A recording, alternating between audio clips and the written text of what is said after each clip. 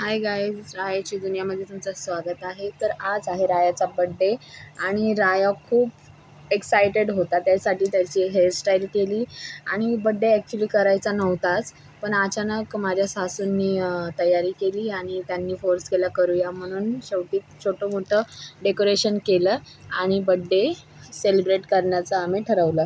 कारण आम्ही ठरवलं होतं की 5वा बड्डे त्याचा करायचा आहे डायरेक्ट, म्हणून आम्ही हा बड्डे करणार नव्हतो. पण सासूमुळे हा बड्डे केला. मग छोटासा केक अरेंज केला आणि त्याचे सगळे फ्रेंड्स आजूबाजूवाले बोलवले, त्याच्या मैत्रिणी, त्याचे मित्र बोलवले आणि छोटासा असा शॉर्ट आणि स्वीट बड्डे सेलिब्रेशन आम्ही केलं. तर केक आणला होता माझ्या सासूंनी आणि सगळं काय अरेंजमेंट त्यांनीच केली होती, म्हणून मग त्यांचं मन ठेवण्यासाठी आम्ही बड्डे केला आणि खूप जण खुश झाले.